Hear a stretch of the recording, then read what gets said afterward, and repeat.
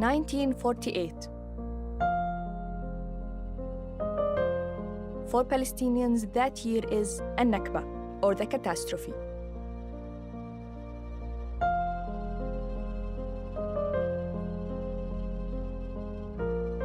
When hundreds of thousands were forced out of their homes.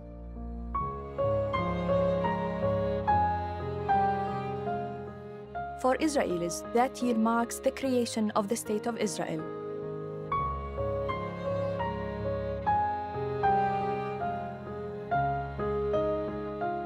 As a filmmaker and as a Palestinian, this documentary series was my way to understand the events of the past that are still shaping the present.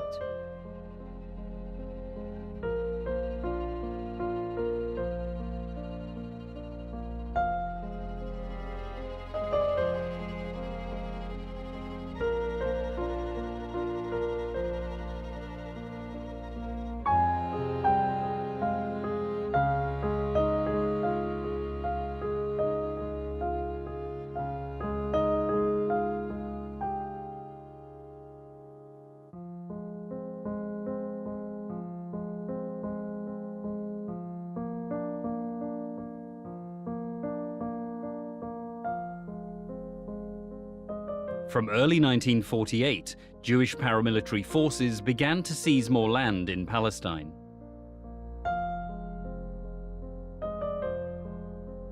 By the end of July, more than 400,000 Palestinians had been forced to flee their homes. Their plight as refugees had just started. ما شفتها هي اللي صارت، قالت لي يا أبو نبيل تبكي أنت تبع الكرم، أنت كذا أنت كذا. خدت رغيف الخبز وأكلته ناشف. إحنا ذقناها والله ذقنا مجاعة ليوم المجاعة. يعني السياسة كله كلام مسخرة، تسمع فلان نعمل بنسوي كله محاضرات على الفاضي. احنا ضعنا وضاعت علينا فلسطين وضاعت كل الدنيا علينا. نبي تقول يا الله والله عمرنا ما نرجع، كان رجعوا الأرمل والشيشان إحنا بنرجع، كل تعكل كان عمرنا نرجع. أمانة الله ما زل عليك. إحنا ذقناها والله ذقنا مجاعة ليوم المجاعة. قلت لها يا أم نصرات الله يطول عمرك أعطيني رغيف خبز، زعلان أنا صرت أبكي. ما شفتها هي اللي صارت، قالت لي يا أبو نبيل تبكي أنت تبع الكرم، أنت كذا أنت كذا. خدت رغيف الخبز وأكلته ناشف، سحبت حالي وطميت عارف ماشي. قعدنا تحت الشجر برام الله، لا أكل ولا شرب ولا شيء. بعض الناس باعوا صوف اللي في الفراش اللي عندهم حتى إنهم بس يشتروا طحين وقمح. أخوي الأصغر كان عمره 3 سنين في ذلك الوقت، اسمه علي، مرض، لم نجد العلاج، مرض بسيط، ساب، توفي. شرينا الجهاز تبعت السكر هذول ابو عز يدرك يجني وابو عز احمر. وخيطناهن زي بيت الشعر وقعدنا في الوعر. وين بدنا نقعد يعني في المدينه او في كري؟ والله كلش لا، قعدنا في الوعر. كلش يعني مره من المرات والله ملكينا رغيف خبز ناكله. لا والله راحت رحمه الله عليها صبحه اللي هي امي. في هالايام تلقت علج، تعرفين العلج؟ تجيبوا وتسلكوا وتعالوا نسبة الزيت مع راس البصل وناكله بدون خبز. انا بعشق الدغري. هذا اللي بكى صار معنا في هالهجره. قعدنا تحت زيتون ضرب الله، طجت الطياره رشت، ما صبتناش. قالوا بعدين هي اللي يحكونا هين روحوا تضروا على القفر من ضرب الله طغاد. رحنا على القفر وين بدنا نقعد؟ فيش وساع. قالوا لنا في عين فواره ينزلوا عليها بين الودان. لما قعدنا قاعده الدايه تبعت بلدنا اللي ودها يا باي هافت الجبال واحنا في بالنا الواد. نبي تقول يا الله والله عمرنا ما نرجع، كان رجعوا الأرمل والشيشان إحنا بنرجع، كل تعكل كان عمرنا نرجع. الله يرحمها توفت. ضلينا قاعدين 3 أشهر تحت الزيتون. كنا ساكنين كل عيلتين في خيمة من هذول الكبار. يعني في الشتاء يتخلعوا الأوتاد، نروح نحط حجار عليهم ونروح نمسكهم في الشتاء ونمسك في العمود خوف إنه ينخلع بسبب الريح والمطر. United Nations mediator in Palestine, Count Volker Bernadotte. In May 1948, Swedish diplomat Count Folke Bernadotte was appointed as UN mediator in Palestine. His mission was to seek a peaceful settlement.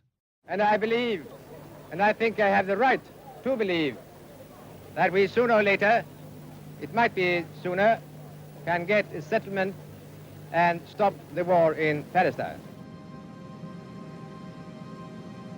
Count Bernadotte surveyed the devastated Palestinian villages and visited refugee camps in both Palestine and Jordan. The scale of the humanitarian disaster became apparent. He witnessed cramped living conditions, long queues for basic food, and scarce medical aid.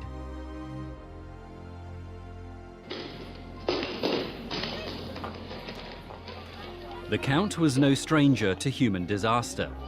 With the Red Cross, he had rescued over 30,000 prisoners of war from Nazi concentration camps. He advocated the Palestinians' right to return to their homes. In a report dated 16 September 1948, he wrote, "It would be an offense against the principles of elementary justice if these innocent victims were denied the right to return to their homes, while Jewish immigrants flow into Palestine, and indeed at least offer the threat of permanent replacement of the Arab refugees who have been rooted in the land for centuries." The Count's first proposal argued for fixed boundaries through negotiation, an economic union between both states, and the return of Palestinian refugees. The proposal was turned down. I hope that I will continue my mission as mediator for Palestine. That's what we hope to. And this is now a setback. I would like to say, success in the beginning. It goes up and down. Now we are a little down, but I'm not at all a broken man over this. But I'm still hopeful that we can get a result of the mission.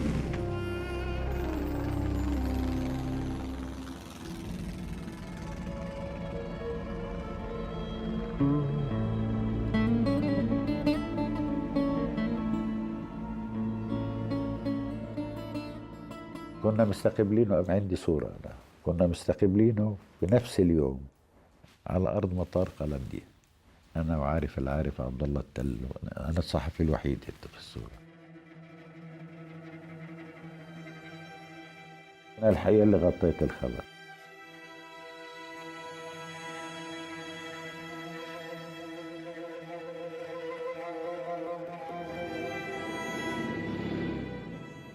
كنت قاعد بمقر قيادة الجيش، يعني الكتيبة إلها قيادة، والقيادة كانت في الروضة، المكان اسمه الروضة، وقاعدين هناك وإذ بيجي تلفون، المستر بسيسو نعم، we have a message for you. قلت له من مين؟ من كوماندر ستافورد. قلت له شو هي؟ قال لي تعال. رحت عليهم رأسا، لا أقول لك كنت برنادوت الأثل.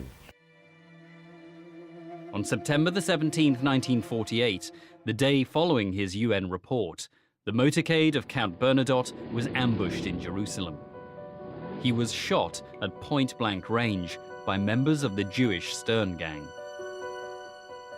Palestine, and from Jerusalem, the bodies of Count Bernadotte and the French truce observer Colonel Serrault are conveyed by ambulance to Haifa.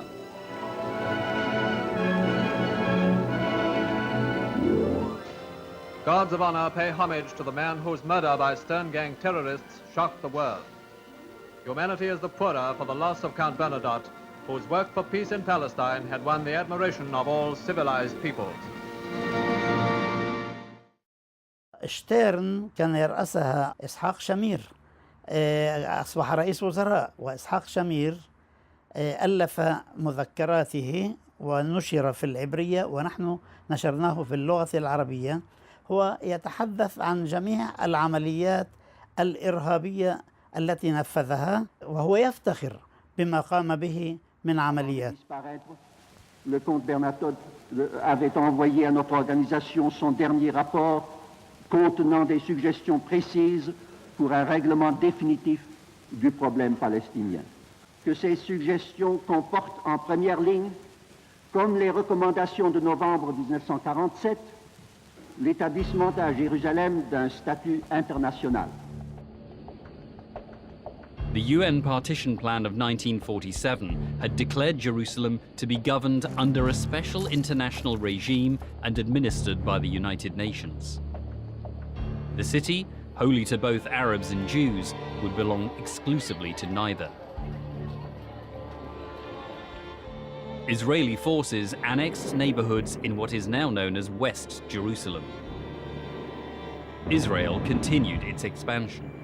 Air raids, incursions, and expulsions escalated. By December 1948, the number of Palestinian refugees soared to over 700,000. The United Nations General Assembly responded by adopting Resolution 194. This stated that refugees who want to return to their homes and live in peace with their neighbors should be given the right to do so as soon as possible. Israel is a child of the United Nations, and it is determined to remain loyal to its parent body. It's going to base its whole policy upon loyalty to the United Nations, but it is up to the United Nations to be loyal to its child. All the United Nations resolutions have been left in abeyance. They haven't been applied. And that, of course, is in good measure due to the United States. In 1949, Israel seized more land allocated to the Arabs by the UN partition plan. By April 1949, the gravity of what Palestinians called the Nakba, or catastrophe, was becoming clear. More than 400 villages and 11 cities were destroyed. Over 700,000 Palestinians had become refugees from the land that would become the new state of Israel. Over 13,000 Palestinians had been killed, more than 30,000 injured.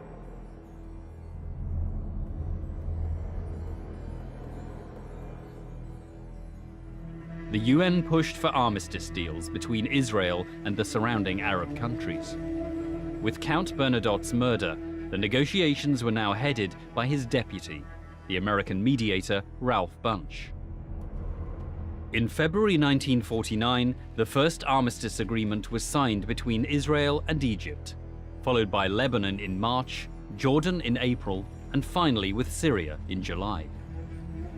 The Jordanian deal conceded further land to Israel.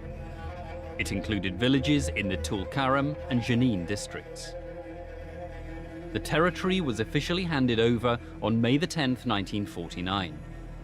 The very next day, Israel was admitted as a member of the United Nations. We believe that admitting Israel as a member will not merely be an act of justice.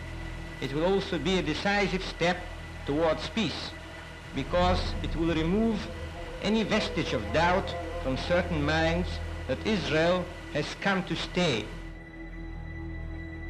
Resolution 69 of the UN Security Council stated, "The Security Council decides in its judgment that Israel is a peace-loving state and is able and willing to carry out the obligations in the UN Charter."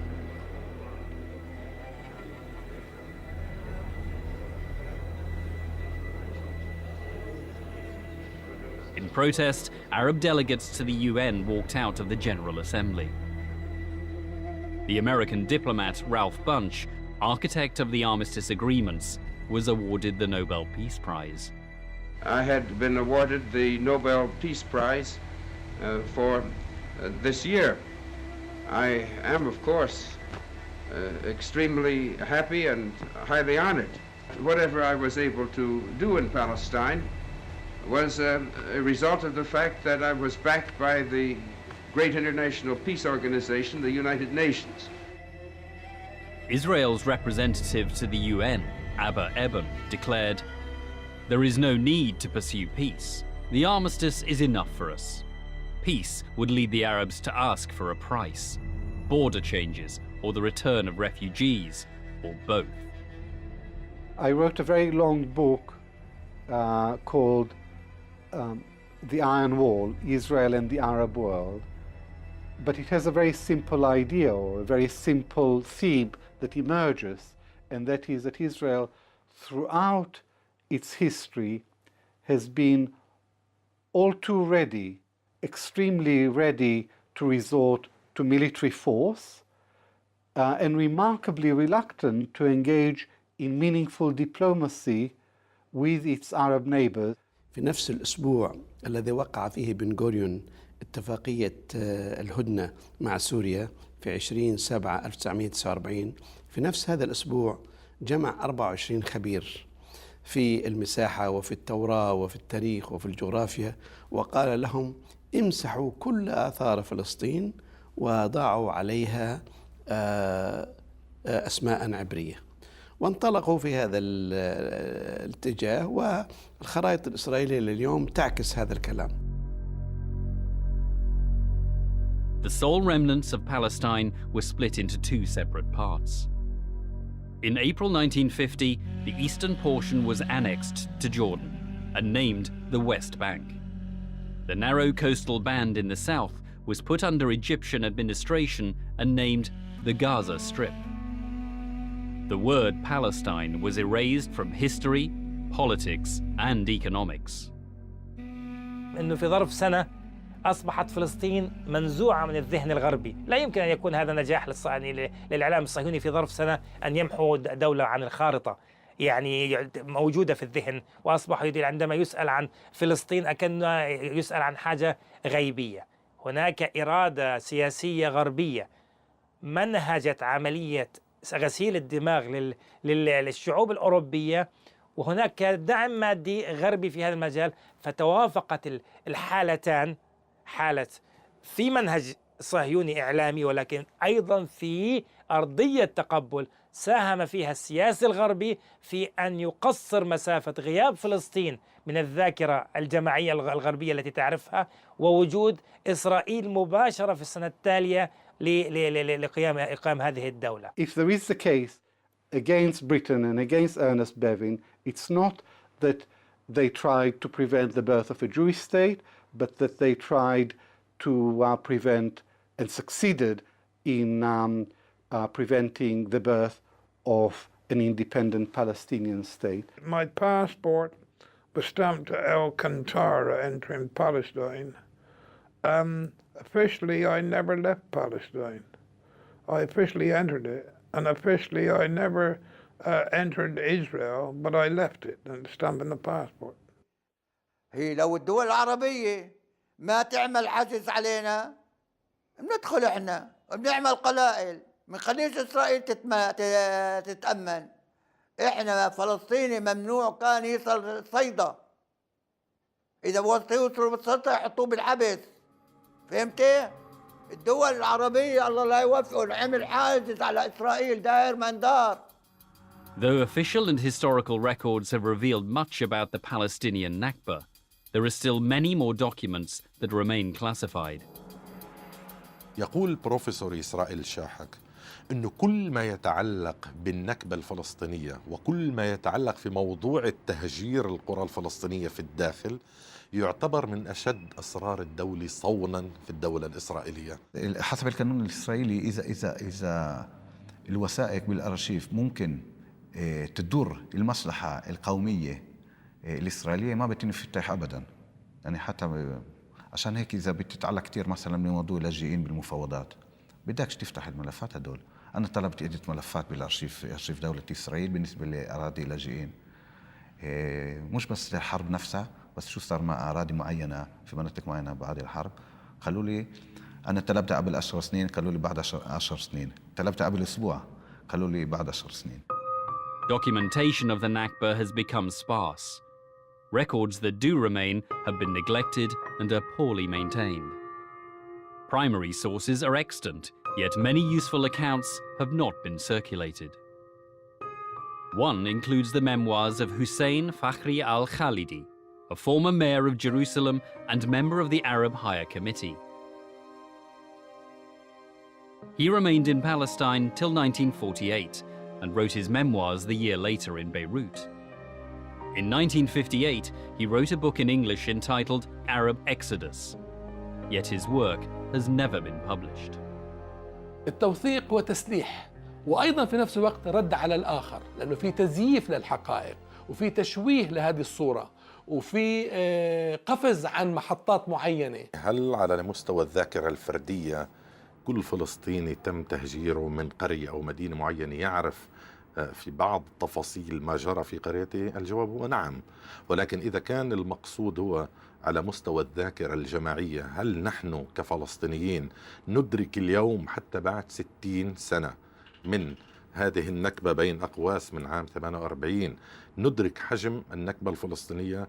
أنا أقولها بكل صراحة، نحن لا ندرك حتى اليوم حجم النكبة الفلسطينية التي ألمت بنا. الشعب العربي بما فيه مثقف العربي قليل المعلومات عن العدو، عن إسرائيل كدولة، كمخططات، كإرهاب، كحركة صهيونية، كنفوذ عالمي، كعلاقات مع دول العالم.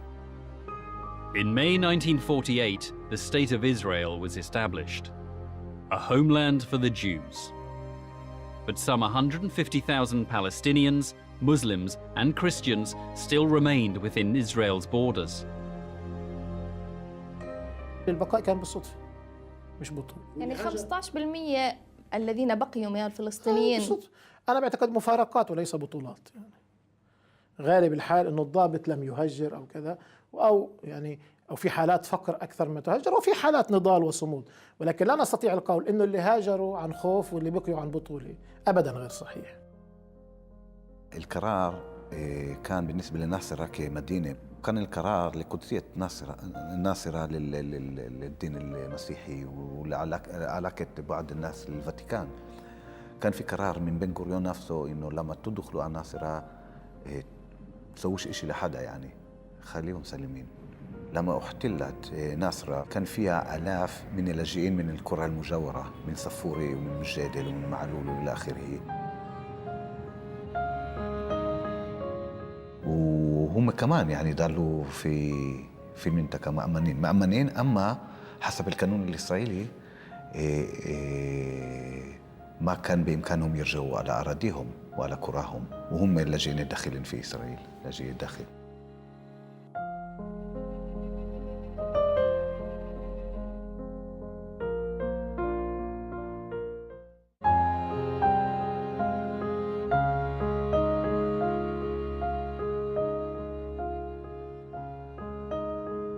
This is Safaria today, just one among hundreds of Palestinian villages whose traces have almost been wiped away. Forced to flee their homes in Safaria, most inhabitants headed towards Lebanon and Syria. A few found refuge in the nearby city of Nazareth. They called their new neighborhood Al-Safafra. Their former homes are less than 2 kilometers away, but strictly out of bounds. Safaria has been renamed Zippori. In northern and western Galilee, the Israeli army allowed some Christian and Druze villagers to remain in their houses. Many Palestinians saw this as a crude attempt by the Israelis to sow division in Palestinian ranks by playing on religious differences. المحاولة كانت هي محاولة ضرب إسفين عندما توجهوا لبعض اللاجئين البصة من الطائفة المسيحية في العودة، وكانت هناك رفض مطلق من قبل أهل البصة المسيحيين، وكان موقفهم واضح جدا: يا نرجع إحنا وأهلنا المسلمين من البصة، يا ما بدنا نرجع في المرة. معظم أراضينا صودرت، ويعني شخصيا أسرتي فقدت مئات الدنومات من الأرض بعدة قوانين. هناك أكثر من 30 قانونا لدى الإسرائيليين كلها تؤدي إلى مصادرة الأرض. من طرائف هذه القوانين مثلا أنهم أرسلوا للمرحوم والدي ولأعمامي أمرا يمنعهم من دخول قطعة أرض للتدريبات العسكرية. وبعد 3 أعوام أرسلوا أمرا بمصادرة هذه الأرض. ذهب والدي وأعمامي إلى المحكمة، احتجوا، قيل لهم القانون يقول إن الأرض التي لا تزرع 3 أعوام تصادر. قالوا ولكن الذي منعنا من زراعة هذه الأرض 3 أعوام هو جيشكم، هذه أوامر الجيش. فقال القاضي بكل صفاقة ارفعوا قضية على الجيش، هذا لا يعنينا. Sami Kamal Abdul Razek remembers every detail of his home. He was 30 years old in 1948. His wife was 28. بيتنا في ترشيحة يا ستي، مؤلف من طبقين، كل طابق في 4 غرف ومنافعهم واثنين قدامه. وأنا كنت زارع داني ومطلع على السطح، ولما بيجي برمضان أطلع، اسأل ابن نبيل، أطلع أحوش عنه، وبرمضان أنزل أحوش سين. إيه شو بنعمل لك؟ إيش طلعنا ولا إشي. شو صار في البيت هلا؟ بعده ساكنين من أقرص 2 فيه، 3 عائلات.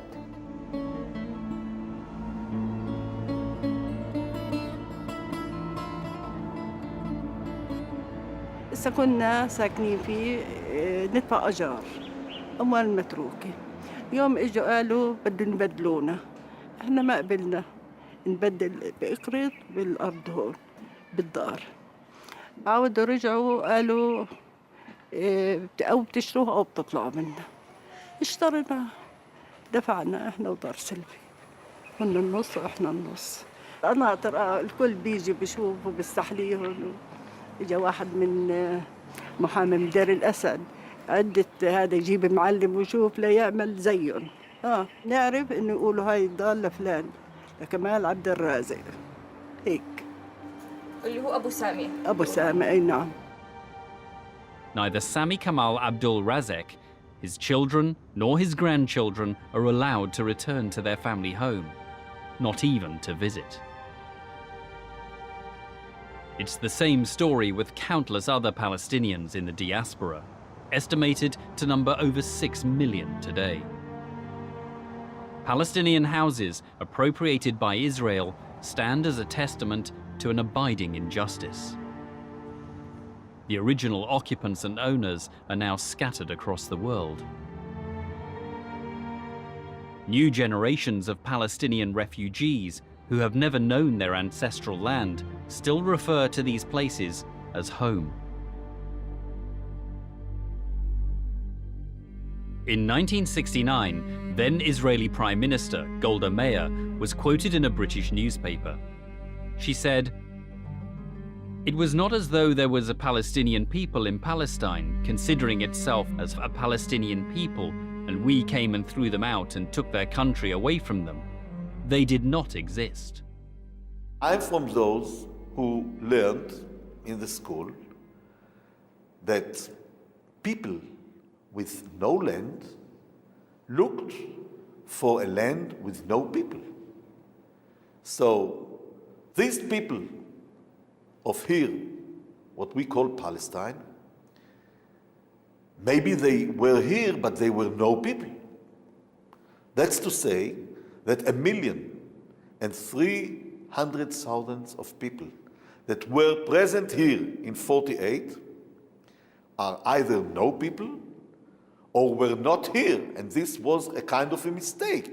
إنكار ما جرى من حيث التهجير لعدم الرغبة بالاعتراف بحجم الجريمة. الاعتراف بحجم الجريمة له إسقاطات كبيرة. أولاً على حجم التعويض الذي يجب أن يكون للفلسطينيين وحق العودة لهم. ثانيا أنا بعتقد إذا كان هنالك شخص ديمقراطي ليبرالي لديه مشكلة وجودية، أنه هو يستطيع أن ينظر ما شاء على حقوق الشعب الفلسطيني، ولكنه عندما ينظر يجلس على خرائب الشعب الفلسطيني. لديه مشكلة وجودية حقيقية وتناقض حقيقي ويحب أن ينكره. There was a machinery of denial, and that's why most Israelis did not know what happened. And those who did had a different mechanism. There was a mechanism of justification. They decided if our forefathers expelled the Palestinians, there was a good reason for this. And they were taught not to talk about it in public because it embarrasses Israel.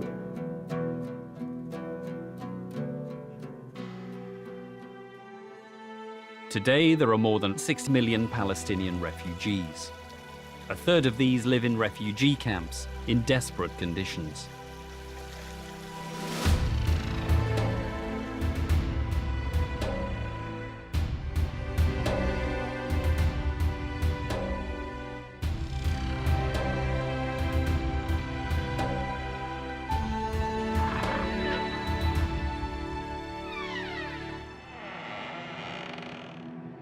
يعني السياسة كله كلام مسخرة، تسمع فلان نعمل بنسوي كله محاضرات على الفاضي. احنا ضعنا وضاعت علينا فلسطين وضاعت كل الدنيا علينا. طلعت ولد من البلاد صرنا اختيارية أنا وأولادي. طب وينه؟ وين الوعي اللي عندنا؟ وين التقدم اللي عندنا؟ وين الوطنية اللي عندنا؟ الوطنية يا عم الله يستر عليك. الوطنية إجابهم ويبني ويعلي ويروح على القاعة تبعت أبو خويك ولا تبعت مش عارف مين يعمل أفراح لابنه يقول له فات. طالت تصور يعني صار بده يصير 60 سنة واحنا بننتظر يوم وبكرة. إلي من 48 ل 2008 60 سنة عايش ميت بدون وطن، بدون أرض، بدون ذخيرة، بدون سلاح، بدون قوة. حزين 60 سنة تعيشون حزين بدون وطن. لا يعني بضل منتقص، كرامته بضل منتقصه.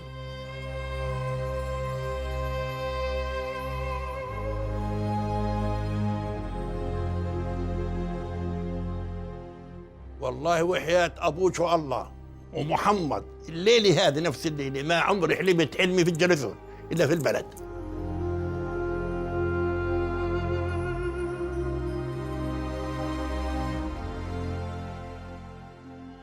اللي انولدوا برا ما لهمش وطن، بدهم يضلوا عايشين بدون وطن. إذا الأمل العودي لازم يكون مزروع في نفوسهم، ما بصيرش يفقدوا دينهم. شو أمله في الحياة الإنسان بده يفقد دينه؟ من لا وطن ولا دين. هب جنة الخلد عدن لا شيء يعدل الوطن. لازم يكون في وطن للإنسان.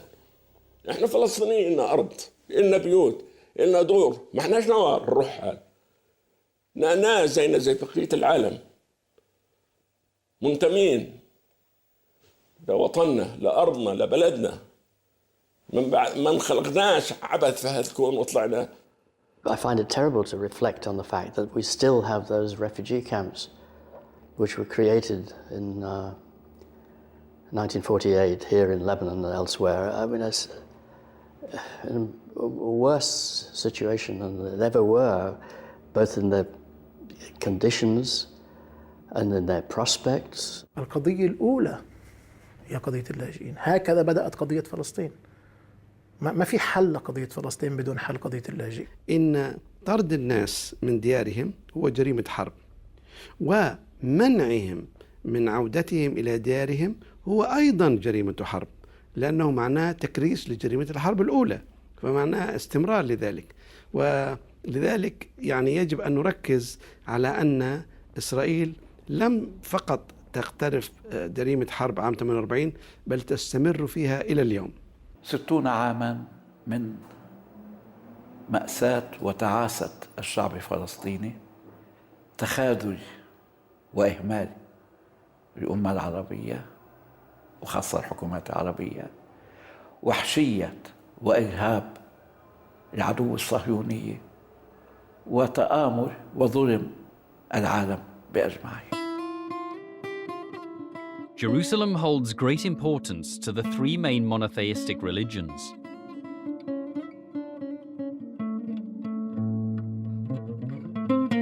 Yet over the years, there have been concerted efforts under successive Israeli governments to forge a solely Jewish identity in the Holy City. These efforts are happening both above and below ground.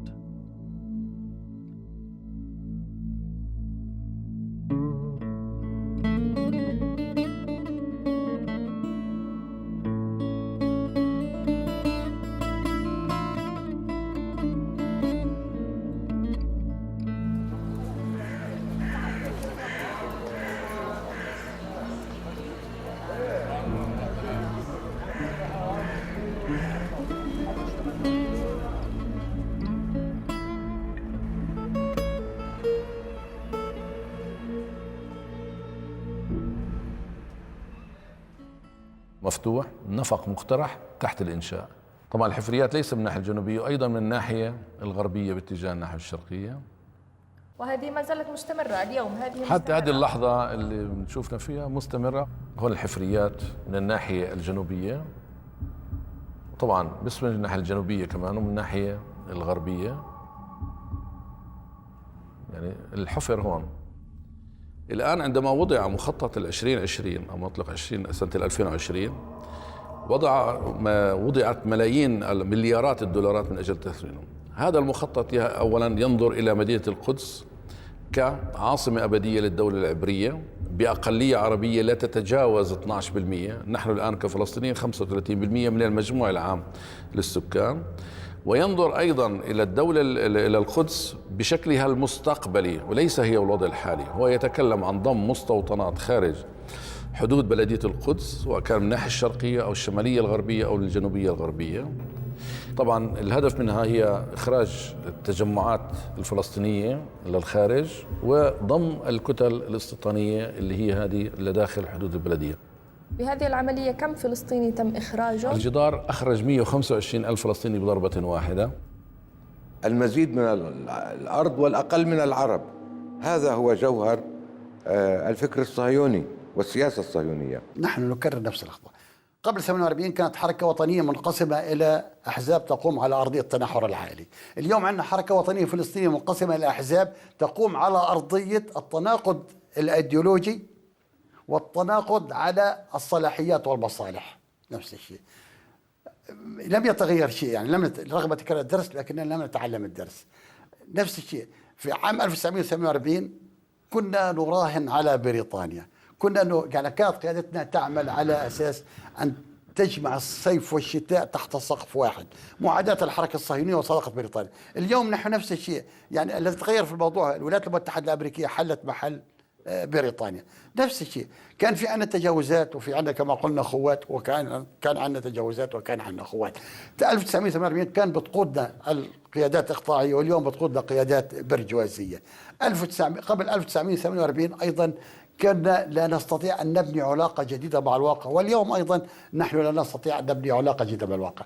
قبل 1948 كنا الشعب كان أساء اختيار القيادة، واليوم أيضا نحن نسيء اختيار القيادة. أنا أعتقد أنه اليوم إذا كنا نتكلم عن نكبة لم تبدأ عام 48 هي لم تنتهي عام 48. There's a new Nakba taking place as we talk. It just doesn't have the same features and characteristics of the 48 Nakba. The 48 Nakba was in one period of time, and very dramatic and massive. The present Nakba is a very slow process of expulsion, annexation, demolition of houses, imprisonment of people. It's going on for 40 years. It's, in a way, it's a new version of the same idea of how to cause the Palestinians to leave Palestine.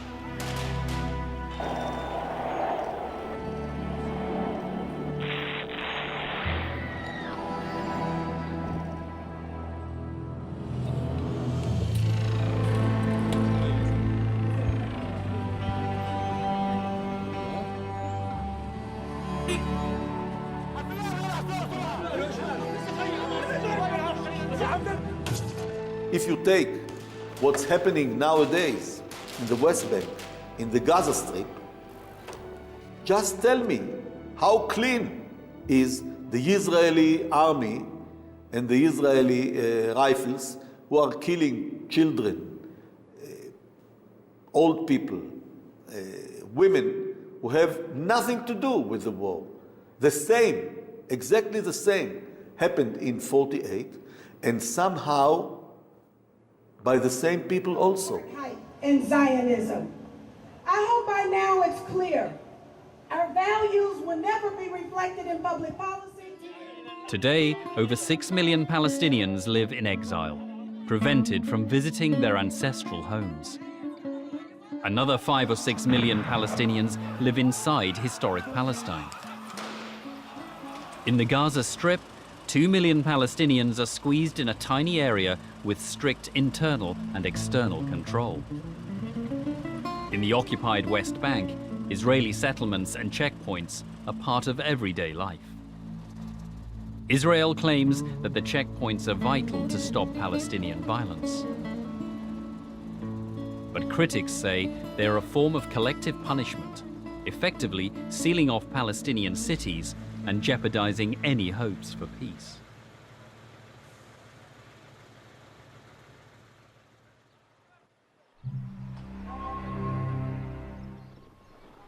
This footage is from the city of Ramallah. At gunpoint, Palestinians are forced to strip naked in public, part of an ongoing psychological war aimed at making Palestinians feel they have neither safety nor dignity.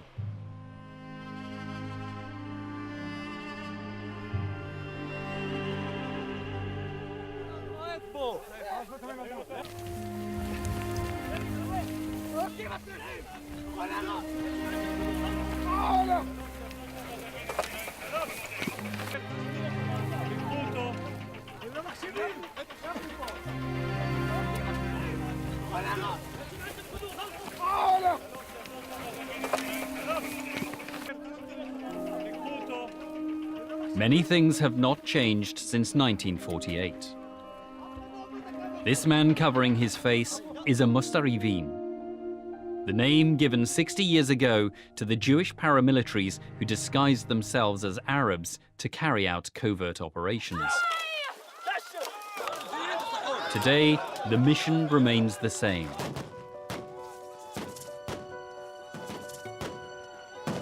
The Nakba continues.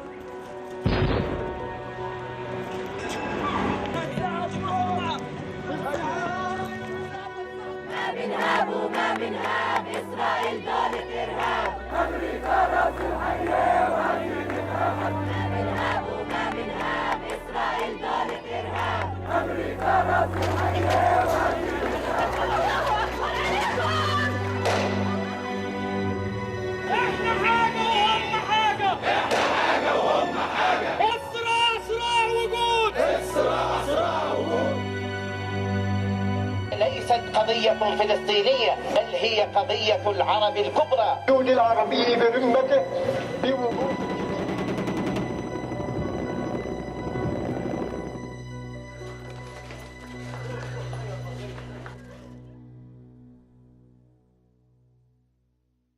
The story is not over. You have to see how the whole story would end, because the ethnic cleansing operation continues and the resistance to the ethnic cleansing operation continues. ما بني على باطل يكون باطلا أيضا. المؤسسة الإسرائيلية دائما تتحفنا بالمفاجآت، وأنا لا ألوم من هو يخطط ويعرف أنه يخطط لمصلحة مشروعه المشروع الفكري الذي يخدم ليل نهار. أنا ألوم أنفسنا ماذا نحن نفعل لكي نضمن عدم نجاح أي مخطط مستقبلي أو أي مشروع مستقبلي يمكن أن يكون أو أن يشكل بالفعل فصل آخر وجديد من فصول النكبة المستقبلية. رغم مرور هالعمر الطويل لا يزال على ثقة تامة أن بقاء إسرائيل يستحيل،